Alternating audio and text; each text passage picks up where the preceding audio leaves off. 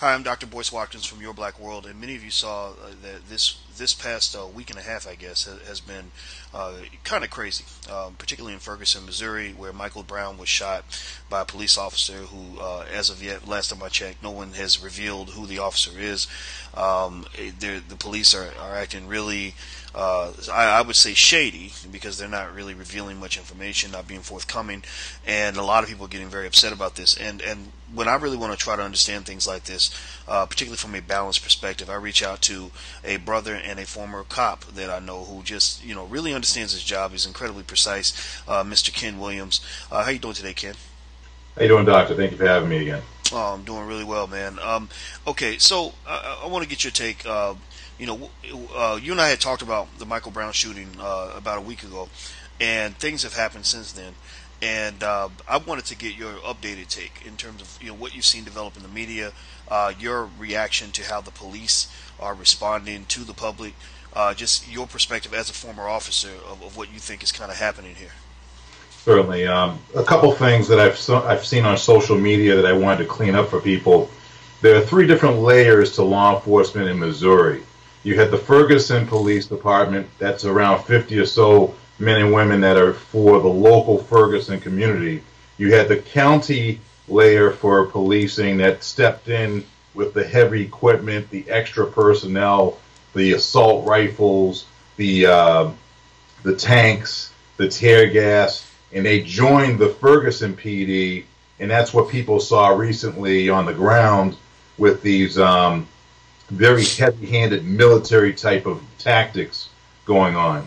The president just stepped in today, and the governor of Missouri today stepped in, and the governor said that he was pulling out all of those county guys that were there with all that heavy equipment, and that the state police are now going to be patrolling Ferguson. So the state has basically gone through two layers of law enforcement, because it has Ferguson Police Department wrapped up into a murder. It's got now the county that brought in all the heavy equipment, and now it pissed the people off even more. So now they're pulling out all that heavy equipment, and now they're bringing in the state police. I don't know if people are familiar with how policing works. State police guys have zero community policing experience. This may get worse before it gets better. If you have someone that's on the highway that's just out there doing traffic tickets all day long, it's not a local police officer where the local police officer has contact with citizens, might show up for a DARE program, might have interaction with people at a school, might have interaction with people in the community. You're bringing in the state guys now that all their function is all day long they monitor the highway and they stop a car for speeding. So community policing has now blown through two different layers, and now it's at the state police level where community policing a lot of times is non-existent. So I'm not sure how this is all going to play out, but it might get worse. Interesting. So I want to ask you about a term that you used in this description, because it's similar to a term that I used the other night on AC 360, and I literally froze myself as I was saying this, because I said, well, wait a minute, let me think about this for a second. You used the word murder, which is a heavy word, and I went ahead and stuck with that, because I do feel that this is such a problematic situation that it's not entirely inconceivable that this could have been a murder. But I don't like throwing that term around loosely. But you also use the term murder, and you and I talked on social media, and you said that you believe murder could be the right term. Can you talk a little bit more about that? Certainly. When you think about murder, in this particular case in Ferguson, the police still haven't interviewed key eyewitnesses. You have the media that's interviewing key eyewitnesses several days out, and the people are trying to get their story out. The police aren't accepting their story. They only want the one version from the officer. And, there are two sides to every story. As a former homicide investigator, I did homicide for nearly 15 years. I can tell you that I have never experienced what I'm seeing play out in Ferguson, where you have key eyewitnesses that are looking to talk to the police, and the police are running in the opposite direction, hightailing it out of there, not wanting to take their statement. That right there is called a cover-up. So that means for me that the police obviously have a lot of detailed information that they aren't being transparent with the public about. And when we consider murder, you have murder one, murder two. Murder one is where someone, takes it upon themselves. There's a cooling off period. They take it upon themselves mentally to deliberately cause an act that's going to cause someone harm. In the case of Mr. Brown, we discussed the first time about this. If at the car there's an altercation that takes place between Mr. Brown and the police officer, and even if Mr. Brown reached for the gun in the heat of the moment, or let's say, for instance, the police officer has his gun out because we got to slow this down for a minute. If everyone thinks for a minute, if you're sitting in a car and your gun and your equipment's all down by your waistband, it's very difficult for someone outside a vehicle to reach in to grab a gun. The only way a person outside a vehicle reaches in to grab a gun is if a gun's in your hand. So did the officer have the gun in his hand, and did Mr. Brown reach in because he's fearful of a gun being pointed at him, and is that where the struggle now occurs? Because the gun's got to come out of a holster. The gun doesn't appear out of the air. So that's one issue. The next issue becomes we have eyewitnesses. And I'm not sure what's going on in Ferguson, but I always thought a black witness was the same as a white witness. As long as they gave you good information, you were able to track down the consistencies in different people's vantage points, then that made them good witnesses. I didn't realize black witnesses did not, this is crazy in Ferguson. A black witness obviously is not a good witness. But the black witnesses are saying to the police, they're saying to the media, they're saying to the general public, each and every person's consistent about what they saw. They saw an officer engage two black youth. It's not firm as to why he was engaging them, whether or not this was a crime in progress or he was just telling them to move out of the way. That part the police are still not telling the public. Nonetheless, one of the kids is at the window of the car, according to an eyewitness. A gun is brandished by the police officer at some point.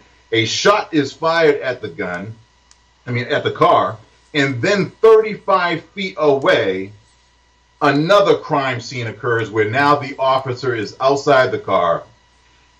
Mr. Brown puts his hands up, according to eyewitnesses, several of them, and now he's gunned down in cold blood. That is murder.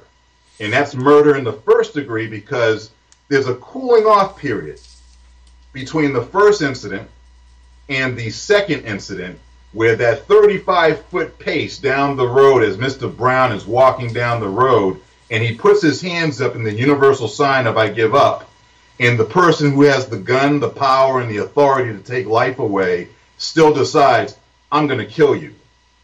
That's murder. Okay, well, I'm going to ask you this last question, and then I'll let you get back to your day. I'd like to know, without feeling that you have to be overly speculatory. I know that you and I, one thing we have in common is that we both respect good officers. And I see you post things on Facebook about the good that officers can do. And my dad was a cop for over 20-something years, and I've seen good officers do their work. And I insist upon maintaining that disposition, even as we have this outrage toward officers that may have done a bad thing. Because sometimes we get to the point where people hate police, no matter who they are. And I just don't think that's good for anybody. So without having to be overly speculatory, but sort of leaning on your instincts as an officer, as a person who had over 20 years experience working in homicide among other areas, what are some possibilities here? I mean, do you feel that maybe it was a situation where these two had a previous relationship, that there was something going on, where he needed to talk to Michael about something? We see cops get into all kinds of bad situations, bad things. In Chicago, we've got cops that have dealt drugs, that have sold guns, that have done all kinds of things. Do you think that this might be what's going on? That this could have been some sort of a hit, or just something that didn't just start that day? I mean, what are your thoughts on that?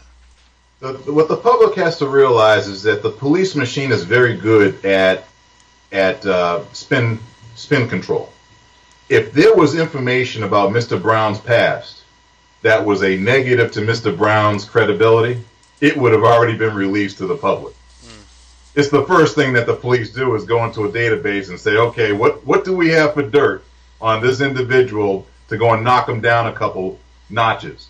Mr. Brown obviously doesn't have much dirt because they haven't released any prior arrests, any prior encounters, any prior visits to his home, any associates that he might. They would have released everything they could have under the sun to paint Mr. Brown as this very bad person.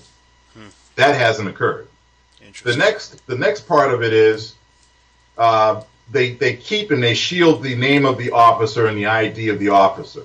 They don't want to tell you if he's a white officer, if he's a black officer, if he's a Hispanic officer.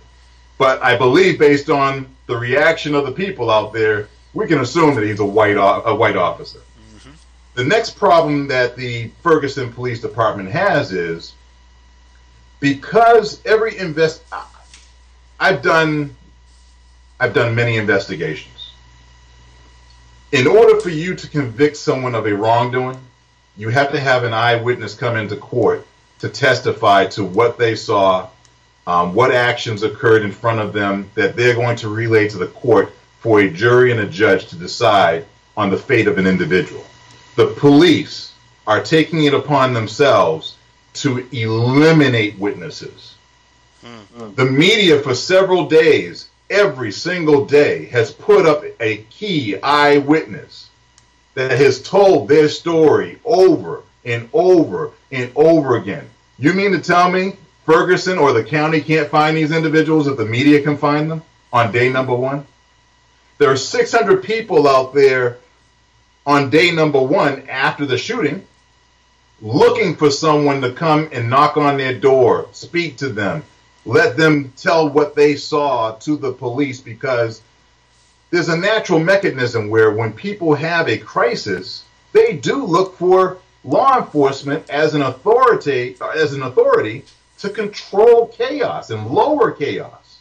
Ferguson took it upon itself to increase this chaotic type of situation by closing down lines of communication between it and the citizens that were witnessing all this stuff.